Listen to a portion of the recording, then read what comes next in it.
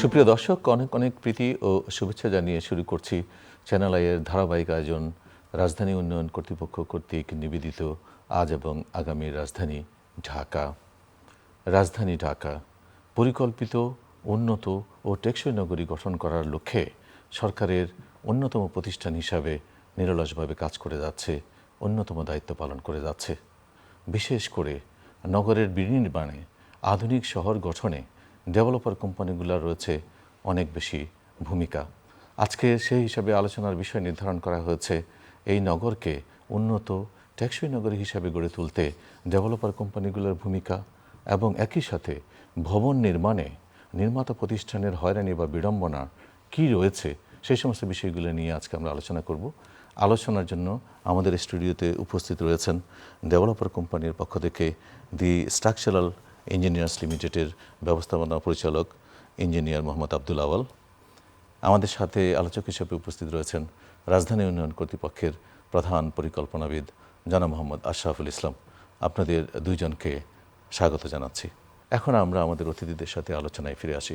প্রথমেই রাজধানী উন্নয়ন কর্তৃপক্ষের প্রধান পরিকল্পনাবিদ জনাব আশরাফুল ইসলাম, আপনার কাছ থেকে আমি জানতে চাই যে একটা শহর বিনির্মাণে, আধুনিক শহর বিনির্মাণে এবং একটা টেকসই বা বাসযোগ্য পরিবেশ বান্ধব নগর গঠনে ডেভেলপার কোম্পানিগুলির অনেক বেশি ভূমিকা রয়েছে।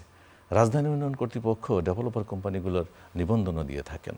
আমরা পরিসংখ্যানও জানতে চাই যে কী পরিমাণ ডেভেলপার কোম্পানিগুলোকে রাজধানী উন্নয়ন কর্তৃপক্ষ নিবন্ধন করেছেন এবং তাদের কী ধরনের ভূমিকা হওয়া উচিত, এ বিষয়ে যদি আপনি একটু বিস্তারিত বলেন।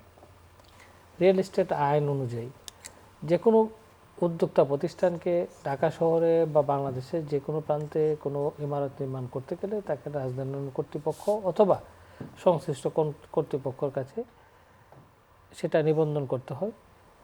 আবার যারা আবাসন প্রকল্প আছে, যেমন বসুন্ধরা, ইস্টার্ন হাউজিংয়ের মতো যারা আবাসন, তাদেরকেও বেসরকারি আবাসিক প্রকল্প ভূমি উন্নয়ন বিধিমালা আওতায় নিবন্ধন করতে হয়। এই পর্যন্ত বেসরকারি আবাসন প্রকল্প যেগুলো আছে সেই উদ্যোক্তা প্রতিষ্ঠানের ভিতরে আমাদের প্রায় 158 মতো আমাদের রেজিস্ট্রেশন উদ্যোক্তা প্রতিষ্ঠানে দেওয়া হয়েছে। অন্যদিকে যারা অ্যাপার্টমেন্ট ডেভেলপার, যারা রিয়েল এস্টেট ডেভেলপার, সেটা 400-এরও বেশি রিয়েল এস্টেট ডেভেলপার রাজধানী উন্নয়ন কর্তৃপক্ষ থেকে নিবন্ধন করা আছে। আমরা প্রতিনিয়ত যে আইনের হিসেবে এখন রিয়েল এস্টেট ডেভেলপমেন্টের কোনো যদি ইমারত রাজধানী কর্তৃপক্ষ জমা দিই, তাহলে রিয়েল এস্টেট কোম্পানির নিবন্ধনটা আছে কিনা সেটা নিশ্চিত করা হয় এবং আমরা সেটা রিহেবের সাথে সহায়তা দিচ্ছি। যে রিহেবকে আমরা রিকোয়েস্ট করছি যে যারা রিহেবের সদস্য তারা সকলে যেন রাজধানী উন্নয়ন কর্তৃপক্ষের কাছে নিবন্ধনটা দেয়। আমরা ডেভেলপার রাজধানী উন্নয়ন কর্তৃপক্ষের যে আমাদের যে ভিশন, যেটা আমরা ডেভেলপারকে আমরা প্রতিপক্ষ হিসাবে ভাবতে চাই না, তারা আমরা উন্নয়ন সহযোগী হিসাবেই আমরা ভাবতে চাই এবং উন্নয়ন সহযোগী হিসাবে তারা একে অপর পরিপূরক হিসাবে এই ঢাকা শহরকে পরিকল্পিত এবং বাসযোগ্য তৈরি করার জন্য আমরা একসাথে কাজ করতে চাই। সেখানে রাজধানী উন্নয়ন কর্তৃপক্ষের যেমন রুল রয়েছে, ডেভেলপারকে ফ্যাসিলিটেট করা, যারা ভালো কাজ করবে তাদেরকে উৎসাহিত করা, যারা খারাপ কাজ করবে তাদেরকে আইনের আওতায় নিয়ন্ত্রণ তৈরি করা। সেই কাজটি এগিয়ে নেওয়ার জন্য আমরা প্রতিশ্রুতিবদ্ধ এবং সেই লক্ষ্যে রাজধানী উন্নয়ন কর্তৃপক্ষ কাজ করে যাচ্ছে। আপনার সাথে আরেকটা প্রশ্ন করতে চাই, রিলেটেড, এটার সাথে একেবারেই সম্পৃক্ত। আপনি যেটা বললেন যে প্রায় 400-র মতো নিবন্ধন রয়েছে আমাদের ডেভেলপার কোম্পানিগুলির। এটাও ঠিক যে প্রত্যেকটি ডেভেলপার কোম্পানি রাজুকের যে নিয়মকানুনগুলি রয়েছে সেগুলি যথাযথভাবে অনুসরণ করছে না, আমার এরকম বহু অভিযোগ রয়েছে। আমরা রাজুকের পক্ষ থেকে কী ধরনের ব্যবস্থা নেওয়া হয়, আইনগত কী ধরনের ব্যবস্থা নেওয়া হয় যদি কোনো ডেভেলপার কোম্পানি অনুমোদিত নকশা মোতাবেক যদি ভবন নির্মাণ না করে, তার নিবন্ধন বাতিলের মতো কোনো এরকম প্রক্রিয়া বা পদক্ষেপ গ্রহণ করা হয় কিনা? হ্যাঁ, নিবন্ধন বাতিল তো একটি প্রক্রিয়া রয়েছে। যারা কোনো ধরনের যদি অভিযোগ পাওয়া যায়, বিশেষ করে কোনো ক্লায়েন্টের কাছ থেকে যদি অভিযোগ পাওয়া যায় সেটা ডেভেলপার কোম্পানি কর্তৃক প্রতারিত হচ্ছে, অথবা কোনো কোনো ক্ষেত্রে দেখা যায় জাল নকশা করে রাজধানী কর্তৃপক্ষের জাল নকশা তৈরি করে ইমারত নির্মাণ করছে বা ইমারতের বেশি ধরনের ব্যত্যয় করা হচ্ছে, সেই ধরনের অভিযোগ থাকলে সেটা তদন্ত সাপেক্ষে তাদেরকে আইনের সুযোগের আওতায় তাদেরকে জবাব প্রতি উত্তর দেওয়ার সুযোগ থাকে। সেই প্রতি উত্তর নিয়ে রাজধানী কর্তৃপক্ষ অনেক ক্ষেত্রে নিবন্ধন নবায়ন স্থগিত করে দেয় অথবা কোনো কোনো ক্ষেত্রে বাতিল করা হয়। অ্যাট দ্য সেম টাইম আপনি জানেন যে এই ব্যত্যয়কৃত ইমারতে নির্মাণ করার জন্য রাজধানী কর্তৃপক্ষের যে নিয়মিত মোবাইল কোর্ট রয়েছে, মোবাইল কোর্টের আওতায় কিন্তু প্রতিনিয়ত রাজুকের 8টি জুনে অধীনেই কিন্তু আমাদের 24টি যে সাব জোন রয়েছে সকল জোনেই কিন্তু এই নিয়মিত মোবাইল কোর্ট পরিচালনা করা হচ্ছে এবং সেক্ষেত্রে তাদেরকে ব্যত্যয়কৃত অংশ অপসারণ এবং কোনো কোনো ক্ষেত্রে আর্থিক দণ্ড করা হচ্ছে, কোনো কোনো ক্ষেত্রে ফৌজদারি মামলা দায়ের করা হচ্ছে। সেই প্রক্রিয়াটি রাজধানী কর্তৃপক্ষ নিয়মিত চলমান রয়েছে এবং সেই অংশ হিসেবে কিন্তু প্রতিনিয়ত সেই আমাদের রাজধানী কর্তৃপক্ষের চেয়ারম্যান মহোদয় সহ বিভিন্ন সেবা প্রদানকারী সংস্থা যারা রয়েছে, যারা ইউটিলিটি সার্ভিস দেয়, তাদেরকে নিয়ে কিন্তু প্রায় মাসে এক বা একাধিক ভিজিট প্রদান করা হয় এবং সেই ভিজিটের আলোকেই কিন্তু আমরা নিয়মিত সেই পরিদর্শন করা হচ্ছে। এই মুহূর্তে আমাদের যে ইলেকট্রনিক কনস্ট্রাকশন পারমিটিং সিস্টেম আছে, সেই সিস্টেমের মাধ্যমে কিন্তু এই কার্য নির্মাণ অনুমোদন থেকে অন্যান্য কার্যক্রমটি তৈরি করা হচ্ছে। কিন্তু আমরা অনেক ক্ষেত্রে মানুষ সচেতন হয়েছে, আবার কোনো কোনো ক্ষেত্রে মানুষ কিন্তু সে ব্যত্যয়কৃত নির্মাণ ভবন তৈরি করছে। সেই জন্য আমি আগেই বলেছি যে আমরা ডেভেলপারকে প্রতিপক্ষ বানাতে চাই না। আমরা সকলের কাছে রিকোয়েস্ট যে ব্যত্যয়কৃত যে ভবনগুলি রয়েছে সেগুলিকে পরিহার করার জন্য এবং রাজধানী উন্নয়ন কর্তৃপক্ষের যে অনুমোদিত নকশা অনুযায়ী ভবনটা নির্মাণ করার জন্য এবং নকশা অনুমোদন ছাড়া যাতে কোনো ভবন না হয় এবং এট দ্য সেম টাইম সাধারণ জনগণের কিন্তু একটা ভূমিকা রয়েছে, যে বিশেষ করে যারা ক্রেতা আছে, এই ক্রেতা যখন কোনো ভবন থেকে ফ্ল্যাট বা প্লট কিনবে, তারা সেই প্রকল্পটি অনুমোদন আছে কিনা, সেই ভবনের নকশাটি রাজুকের কাছে অনুমোদন আছে কিনা, কত তালার অনুমোদন রয়েছে, কত স্কোয়ার ফিটের অনুমোদন রয়েছে, বিক্রি করছে কত স্কোয়ার ফিট, সেটা যাতে যাচাই করে, তাহলে কিন্তু ওই সাধারণ মানুষ যদি সচেতন হয় আর আমরা যদি ব্যত্যয়কৃত ভবন থেকে ফ্ল্যাট বা প্লট না কিনি, সেক্ষেত্রে দেখা যায় যে অনেক ক্ষেত্রে সে ব্যত্যয়কৃত অংশ নিরসন করা সম্ভব। আর রাজধানী কর্তৃপক্ষ তো নিয়মিত সে মোবাইল কোর্ট পরিচালনা করে তার শাস্তির বিধান পরিচালনা হচ্ছে। জানাব আউয়াল, আপনার কাছ থেকে আসতে চাই, আপনি এই শহর বিনির্মাণের কারিগর বলতে পারবো। একদিকে রাজধানী উন্নয়ন কর্তৃপক্ষ যেমন একটা উন্নত নগরী অথবা টেকসই নগরী গড়ে তোলার জন্য আইনি প্রক্রিয়ার বিধিবিধান মানার জন্য আপনাদেরকে বাধ্য করছে, আর অন্যদিকে কিন্তু আপনারা সেই বিনির্মাণের কারিগর ডেভেলপার কোম্পানি হিসাবে আপনি দীর্ঘদিনের অভিজ্ঞতা থেকে বলুন যে উন্নত নগরী গঠনে একজন ডেভেলপারের কী কী ভূমিকা রয়েছে। আমি একটু আধুনিক বসবাসযোগ্য শহর বলতে কি বুঝি সেটা একটুখানি আমি যদি রিড আউট করি, জি, কারণ আমার বয়স হয়েছে পার্কিনসনের, যে কোনো সব কথা মনে রাখতে পারি না, সেজন্য একটু পড়বো আমি। আধুনিক বসবাসযোগ্য শহর বলতে এমন একটি শহরকে বোঝায় যেখানে মানুষ নিরাপদ, স্বাস্থ্যকর, আরামদায়ক ও টেকসই পরিবেশে বসবাস করতে পারে। একটি আধুনিক বাসযোগ্য শহরের প্রধান বৈশিষ্ট্যগুলো হলো নিরাপদ ও পরিকল্পিত আবাসন ব্যবস্থা, বিশুদ্ধ পানি, উন্নত স্যানিটেশন ব্যবস্থা, মানসম্মত স্বাস্থ্যসেবা ও শিক্ষা প্রতিষ্ঠান, কার্যকর গণপরিবহন ও ভালো সড়ক যোগাযোগ, পর্যাপ্ত বিদ্যুৎ, ইন্টারনেট ও অন্যান্য নাগরিক সুবিধা, পার্ক, খেলার মাঠ ও সবুজায়ন, কম দূষণ ও পরিচ্ছন্ন পরিবেশ, কর্মসংস্থান, অর্থনৈতিক সুযোগ, আইনশৃঙ্খলা ও নাগরিক নিরাপত্তা, প্রতিবন্ধী শিশু, প্রতিবদ্ধ অবকাঠামো ইত্যাদি ইত্যাদি। এখন এটা বিশাল একটা কর্মকাণ্ড, একটা শহরের কর্মকাণ্ড। শুধু ভবনই একমাত্র উপকরণ না একটা শহরের জন্য, সেই সাথে রাস্তা থেকে শুরু করে যে এই পয়েন্টগুলো এখানে বললাম সবগুলো মিলায়। তা আমি আপনি যে প্রশ্নটা করছেন সেই জায়গায় আসতে, তার আগে যেটা বলতে চাচ্ছি সেটা রাজধানী উন্নয়ন কর্তৃপক্ষ শুধু রাজুক এই এত বড় দায়িত্ব পালন করার কথাও না আসলে। সেই সাথে অন্যান্য সংস্থাগুলো যেগুলো আমাদের সিটি কর্পোরেশন আছে, ওয়াসা আছে, ডেস্কো, বিআরটি, অনেক সংস্থা আছে, সবার মধ্যে একটা কনসলিডেটেড কোঅর্ডিনেটেড এফোর্ট হলেই পরে একটা বাসযোগ্য শহর তৈরি করা সম্ভব। এখন আসি ভবনের প্রসঙ্গে, যদি আসি ডেভেলপার হিসেবে যদি কথা বলি, তো কথা হলো যে আসলে হচ্ছে কি যে শুধু আইন দিয়া তো কোনো কিছু হয় না।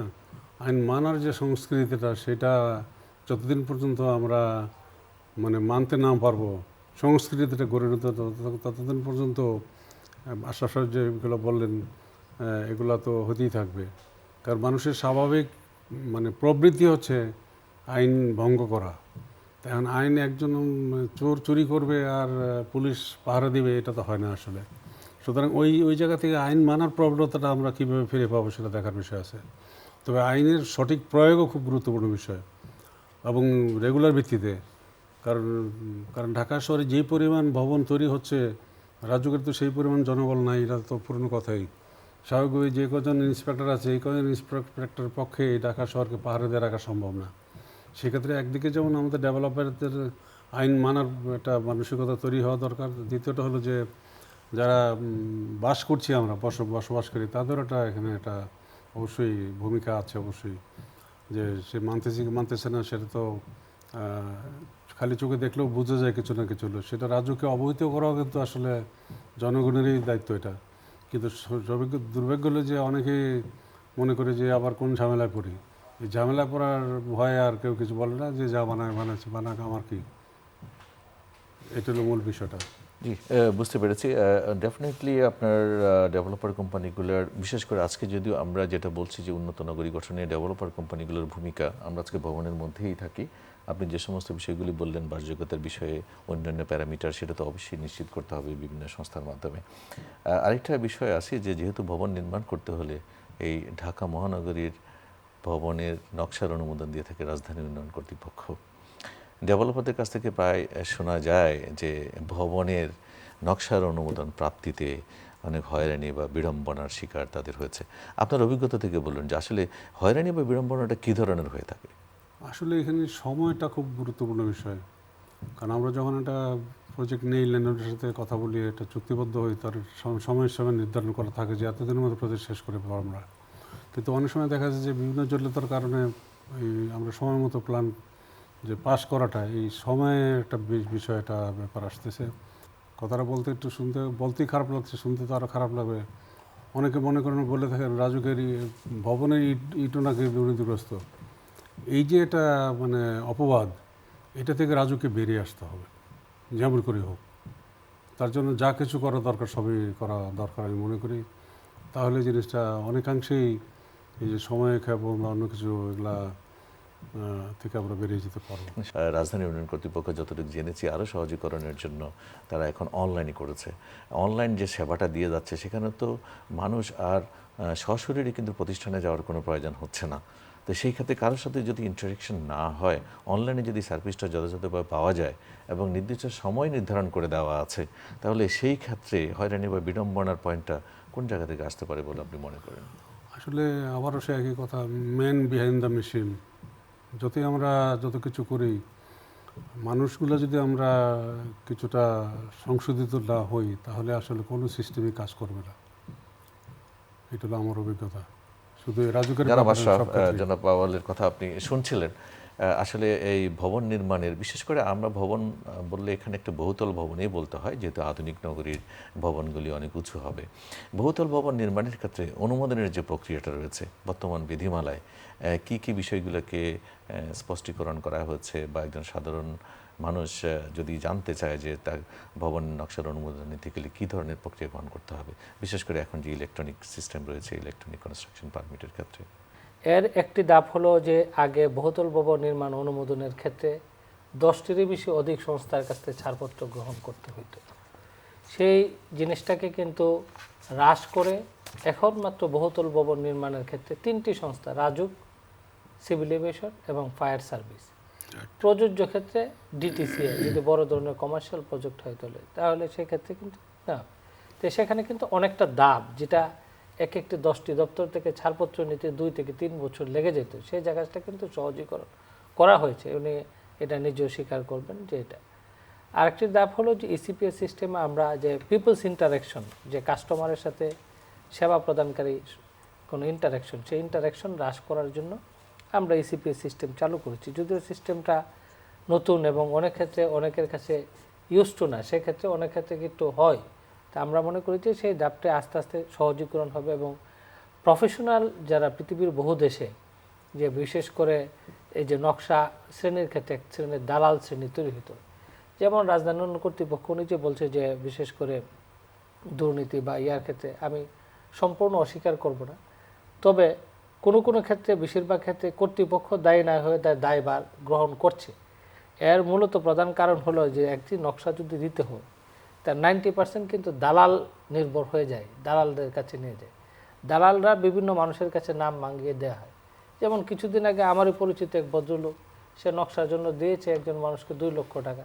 সে বললো যে নকশাটা দিয়েছে, বললো যে রাজুকের এক কর্মকর্তার কাছে জমা দিয়েছে, সে দিল। পরে আমি খোঁজ নিয়ে দেখলাম সে লোক রাজুকে চাকরি করে না, তার যে মোবাইল নাম্বার সিম করছে এখন সিমও বন্ধ, সে রাজুকে খুঁজে পাওয়া যায় না। তো এরকম বহু মানুষের কাছে রাজুকের নাম ভাঙ্গায় নিয়ে নিচ্ছে, বলতেছে আমি দিচ্ছি না বা কর্তৃপক্ষের কাছে জমা দিই না, সে অভিযুক্ত, কিন্তু দায়ভার কিন্তু রাজধানী করতে। তা আমাদের একটা রিকোয়েস্ট থাকবে যে ইসিপি সিস্টেমে যে সিস্টেমটা চালু হয়েছে সেখানে স্থপতি অথবা প্রকৌশলী বা পরিকল্পনাবিদ বা এজ এ ডেভেলপার হিসেবে ওনারা নিজেদের আইডি লগ ইন করে সেই জায়গাটা নেওয়া হয়। এবং কোনো কোনো ক্ষেত্রে এখানে টাইম বার আছে যে ইমারত নির্মাণ বিধিমালাতে যে নকশা অনুমোদনের ক্ষেত্রে 45 ডেজ আর এর ক্ষেত্রে 30 দিন। আর যেহেতু আমরা স্ট্রাকচারাল প্লাম্বিং ইলেকট্রিক্যাল ড্রয়িং দেওয়া হয় সেক্ষেত্রে যাদের এটা সময় দেওয়া হয় আর্কিটেকচারাল ড্রয়িংটা প্রাথমিক অনুমোদন প্রাপ্তির পরে স্ট্রাকচারাল ড্রয়িং আমরা সময় সংক্ষিপ্ত করতে চেয়েছিলাম। এই ডেভেলপারদের ওনারা ওয়ান অফ দ্য সহযোগী ছিল, ওনাদের রিকোয়েস্টে কিন্তু আমরা এটা 6 মাস সময় দিয়েছি, 180 দিন, যে 180 দিনের ভিতরে স্ট্রাকচারাল প্লাম্বিং ইলেকট্রিক্যাল থেকে জমা দিলে তারপরে চূড়ান্ত নকশাটা সেখানে পাবে। সেই রিকোয়েস্টের কারণে একটা ভবন স্ট্রাকচারাল প্লাম্বিং ইলেকট্রিক্যাল তার করতে একটা সময় লাগে, সেই সময়টা আমরা সব পক্ষ মিলে আলোচনা করে সেইটা নির্ধারণ করা হয়েছে। তো সেই জায়গার ইন্টারাকশন এবং কোনো কোনো ক্ষেত্রে আমাদের সকল স্টাফ একটা বড় সংস্থা, এই বড় সংস্থার মধ্যে নকশা অনুমোদনের ক্ষেত্রে আমরা বলবো না যে সকলের মন মানসিকতা একই টাইপ, যদিও কর্তৃপক্ষ চেষ্টা করছে। যেটা আপনারা জানেন যে রিসেন্টলি এই নকশা অনুমোদন প্রক্রিয়া সহজ এবং এটাকে সময়বদ্ধ পরিকল্পনা এবং এটা দায়বদ্ধ করার জন্য মাননীয় প্রধানমন্ত্রী নিজেও নির্দেশনা দিয়েছে এবং সেই নির্দেশনার আলোকে মাননীয় প্রধানমন্ত্রীর নির্দেশনার আলোকে আমাদের গৃহায়ণ গণপূর্ত মন্ত্রী মাননীয় মন্ত্রী মহোদয় ওনাদের তত্ত্বাবধানেই আমরা কিন্তু রিসেন্টলি যে নকশা অনুমোদন এবং ভূমি ব্যবহার ছাড়তে প্ল্যানিং পারমিট দেওয়া হয় তার কিন্তু একটা টাইম লিমিট দেওয়া আছে যে এতদিনে, যে 24 দিনের ভিতরে একটি আবেদনকারী নকশা তৈরি ক্ষেত্রে তাকে অবশ্যই এটা বিসি কমিটি বরাবর উত্থাপন করতে হবে এবং বিসি কমিটি তার সমস্ত কাগজপত্র দেখে দিবে। আগে দেখা যেত তো একটা নকশা তৈরি করতে একটা ইন্সপেক্টর একটা দিত করে দিত, আবার দেখা যায় সিআই আরেকটা করে দিত, এদের দীর্ঘসূত্রে দেয়। এখন হলো কমিটিতে বসে সকলে দিবে এবং প্রত্যেকটা প্ল্যানিং পারমিটের ক্ষেত্রে সেম জিনিস এবং প্রত্যেকটা অফিসিয়ালের তার টাইম বন্ধ একটা দেওয়া আছে কার কাছে নথিটি কতদিন থাকবে। এবং এই বিগত 2 মাস যাবৎ এই কার্যক্রমটি, যদি আমার কাছে কোনো নথি, আমার টাইম লিমিট হলো 3 দিন, আমার কাছে নথিটি 3 দিনের বেশি থাকে, অটোমেটিকলি আমার এই ফাইলটা কিন্তু অটোমেটিকলি রেড কালার হয়ে যাচ্ছে এবং একটা ক্লায়েন্ট তার তদারকি আমার সিনিয়র তদারকিকারী কর্মকর্তা এবং যারা আছে সবাই কিন্তু দেখতে পায় যে কার কাছে। এটা কেন করা হয়েছে? যাতে সকলকে জবাবদিহির আওতায় আনা হয়। অনেক ক্ষেত্রে কিন্তু ডকুমেন্টেশনে অনেকটা গ্যাপ থাকে, অনেক ক্লায়েন্ট জানে না তাদের রিকোয়ার্ড ডকুমেন্টগুলি কী। অনেক ক্ষেত্রে দেখা যায় যে আমরা স্থপতির যে সাইন করে অনেক স্থপতির স্বাক্ষর হলো নকল আমরা পেয়েছি। দেখা যাচ্ছে একই ব্যক্তি একই বেসি কমিটিতে আছে 60টির বেশি নকশা, দেখা যায় যে 20টি নকশা একজন স্থপতি সাইন করছে। তা আমরা তো জানি একজন স্থপতির ক্যাপাসিটি মাসে কয়টা করতে পারে, তো সেই জিনিসটা কিন্তু স্ক্রুটিনি। তখন এটা যদি আবার রিটার্ন করা হয় বদনাম আসে রাজুকের কাছে যে রাজুক এটা বারবার দীর্ঘসূত্র, তো এটা কিন্তু আবার জনসমক্ষে পাবলিশ হচ্ছে না, সেজন্য এই গ্যাপটা তৈরি হয়েছে। তা আমাদের কাছে একটা রিকোয়েস্ট, ডেভেলপার বা সাধারণ মানুষ এই মিডিয়ার মাধ্যমে আমরা বলতে চাই যে আমাদের মাননীয় প্রধানমন্ত্রীর নির্দেশে তো আমাদের একটা টাইম বাউন্ড আছে, কার কাছে কতদিন নথি আছে। আপনার ডকুমেন্ট যদি সঠিক থাকে আপনি একটি পয়সা বা কারো কাছে দিবেন না, দেখেন আপনার ফাইলটা অনুমোদন হয় কিনা। আমরা যদি নিজ থেকে সচেতন হই, আমরা দায়বদ্ধ হই যে আমি নিজের থেকে কিছু দিব না, তখন এই আওতায় সবাই মিলে ধরে নিলাম রাজু কয়দিন ফাইলটা আটকে রাখবে, কোন অফিসিয়াল কতদিন রাখবে, সেই জায়গা আমরা চাই সকলের মাঝে। এবং এর মাঝখানে যদি কারো কোনো থাকে, নিশ্চয়ই সিনিয়র অফিসার আছে, রাজুকের চেয়ারম্যান মহোদয় আছেন, আমাদের মন্ত্রী মহোদয় আছেন, সচিব মহোদয় আছেন, সকলের কাছে দ্বার উন্মুক্ত, সকলের টেবিলে আপনারা গিয়ে কমপ্লেন করতে পারেন যে এই জায়গাটা এই জায়গা আছে। তো এর মাঝখানে আসবে এবং এট দ্য সেম টাইম রাজুকেও আমরা মনে করি যে দক্ষ জনবল এটা নিয়োগ করতে হবে, নিয়োগ করে রাজুকের ক্যাপাসিটিও বাড়াইতে হবে। এই সার্ভিস ডেলিভারি করার জন্য আসলে যে পরিমাণ ঢাকা শহরের ডেনসিটি, পপুলেশন ডেনসিটি বা স্ট্রাকচারের ডেনসিটি ইজ টু হাই। এই শহরে প্রতি বছর 2-3 বছরে আমরা ডেপের স্ট্যাটিস্টিক্স 1 লক্ষ আন্ডার কনস্ট্রাকশন বিল্ডিং ছিল আমরা 2000 সার্ভে।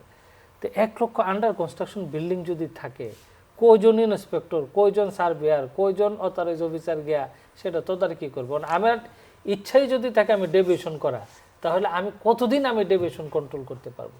তো সেই জায়গায় রাজু এবং এই নির্মাণের কাজে যে তদারকিকারী যে প্রকৌশলী রয়েছে তারও একটা দায়িত্ব আছে, যে স্থপতি ডিজাইন করছে তারও দায়িত্ব আছে, একজন জনাব ল্যান্ডওনার দায়িত্ব আছে, ডেভেলপার দায়িত্ব। আমরা চাই সকলে মিলে আমরা একেবারে পরিষ্কার, আপনি বিস্তারিতভাবে বলেছেন।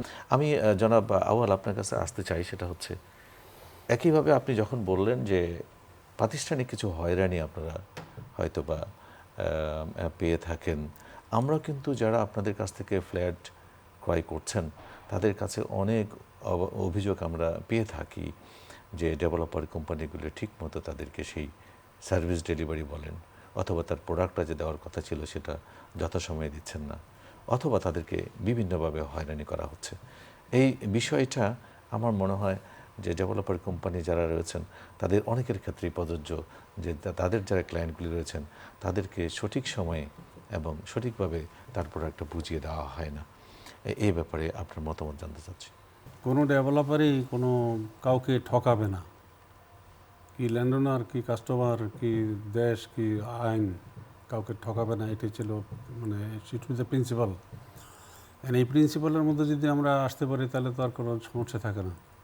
কিন্তু সমস্যা হলো যে আসলে এমন একটা সমাজে বাস করছি, সেখানে নীতিনৈতিকতার বিষয়টা যেন আমরা ভুলেই গেছি। মানে ব্যবসা করছি মানে টাকা কামাবো, ঠকায় পারি যেমনি পারি, কিন্তু ব্যবসা মানে তো আসলে টাকা কামানো না। ব্যবসার মূল উদ্দেশ্য হবে একটা প্রোডাক্ট সঠিক সময়ে, সঠিক মানে, সঠিক দামে ক্রেতার কাছে বুঝিয়ে দেওয়া। ভেরি রাইট জনাব আউয়াল, আপনার কথা একেবারে স্পষ্ট। আপনারা ডেভেলপার কোম্পানির যে প্রতিষ্ঠান রয়েছে রিহ্যাব, আশা করি তারাও এই ব্যাপারে ভূমিকা নেবে। সাধারণ জনগণ বা আপনাদের কাছ থেকে যারা ফ্ল্যাট ক্রয় করেন তারা যাতে হয়রানির শিকার না হন, এই বিষয়টা অবশ্য রিহ্যাব প্রয়োজনীয় ব্যবস্থা গ্রহণ করবে। আরেকটা বিষয় জনাব আশরাফ, একেবারে সংক্ষেপে, আমাদের সময় একেবারে শেষের দিকে, একটা সংক্ষেপে জানতে চাই। আমরা বছরে প্রায় 10,000-এর মতো নকশা অনুমোদন দিয়ে থাকি, এবং প্রত্যেকটি নকশায় কিন্তু স্থপতি এবং প্রকৌশলী স্বাক্ষর করে থাকে। নির্মাণ অনুমোদনের সময় যে প্রকৌশলী বা স্থপতি স্বাক্ষর করে, নির্মাণ তদারকির ক্ষেত্রে উনি সামনে আছে ডেভেলপার, উনি বাংলাদেশে one of the renowned developer. 90% above এই প্রকৌশলী বা স্থপতিকে নির্মাণকালীন সময়ে কিন্তু এনগেজ করা হয় না। তাহলে কি করে 90% দেখা যাচ্ছে যে আমাদের ডিপ্লোমা ইঞ্জিনিয়ার বা কোনো ক্ষেত্রে রাজমিস্ত্রির উপর ডিপেন্ডেন্ট হয়ে যায়। সেই কালচারাল প্র্যাকটিস যদি আমরা তৈরি করতে পারি, যে এই যে আইনের বিধান, যে আমি নকশা শুরু করার কর্তৃপক্ষকে অবহিত করব, প্রিন্ট লেভেল হয়ে গেলে আমি দিব, এবং প্রতিটা লেয়ারে লেয়ারে আমি যখন ছাদ ডালাই দিব তার আমি সার্টিফিকেট অফ সুপারভিশন আমি সাবমিট করব, এবং একই সাথে যে কারিগরি কারিগরি ব্যক্তি রয়েছে দেবে, তারা দিবে। এবং আমাদের ইন্সপেক্টর বা অথরাইজড অফিসার দায়িত্ব হলো সেটা করা হচ্ছে কিনা সেটা তদারকি করা, সেই কাজটি সেখানে নাই। তা আমি সেটাই বলছি যে কর্তৃপক্ষ বা একটি জায়গায় দুর্নীতির সুযোগ কখন তৈরি হয়, যখন আমি নিজে কোনো অবৈধ কাজটি করতে চাই, সেই অবৈধ কাজের জন্যই একটা দেই। তা আমরা আশা করি যে যারা এই নির্মাণ কাজের সাথে সংশ্লিষ্ট, আপনারা সকলে আইনকে মেনে চলেন, তারপরে কর্তৃপক্ষের যদি কোনো অফিসিয়াল বা কোনো কর্মকর্তা কর্মচারী এই প্রসেসে জড়িত হয়, ডেফিনেটলি আজকাল এই যুগে ট্রান্সপারেন্সির যুগ, আপনার কর্তৃপক্ষ, রাজুকের চেয়ারম্যান থেকে ঊর্ধ্বতন কর্তৃপক্ষ সবার কাছে আপনি সে আইনের, এবং সাহস নিয়ে আমরা দেই না, একজন দুইজন তিনজনের বিরুদ্ধে আমরা বলি না, বললেই তো দেখা যাবে যে সেই জিনিসটা তৈরি হয়। তো সেই জায়গার এই ট্রান্সপারেন্সির যদি আমরা বোধ পক্ষ, রাজুক এবং at the same time developer বা মালিক পক্ষ সেটা, এবং কোনো ক্ষেত্রে ডেভিয়েশনের ক্ষেত্রে আমি অতটুকু দায়িত্ব নিয়ে বলতে পারি, ডেভিয়েশনের মাত্রা ডেভেলপার যারা বিল্ডিং করে রিজনেবলি কম, বরং ব্যক্তি বা ইদানিং অ্যাসোসিয়েশন করে 10 জন 20 জন 5 জন অ্যাসোসিয়েশন করে যে বিল্ডিং করে গেলে এটা ডেভিয়েশনের মাত্রাই সবচেয়ে বেশি। ধন্যবাদ। সুপ্রিয় দর্শক, আমরা এতক্ষণ দুই আলোচকের অনেক বক্তব্য শুনলাম। একটা পরিকল্পিত, উন্নত এবং আধুনিক ঢাকা মহানগরী গড়তে, আধুনিক শহর গড়ার জন্য ডেভেলপারের অসংখ্য ভূমিকা রয়েছে। ডেভেলপারই একটি বহুতল ভবন নির্মাণ করে থাকেন, দৃষ্টিনন্দন ভবন নির্মাণের মধ্য দিয়ে শহরটি একটি নান্দনিক শহরে পরিণত হয়। আমাদের সকলের, নগরবাসী থেকে শুরু করে ডেভেলপার কোম্পানি, একইভাবে আমরা রাজধানী উন্নয়ন কর্তৃপক্ষের যথেষ্ট ভূমিকা রয়েছে এটি পরিকল্পিত, টেকসই এবং আধুনিক নগরী গঠনে। দর্শক, আমরা আজকের এই পর্ব এখানেই শেষ করলাম।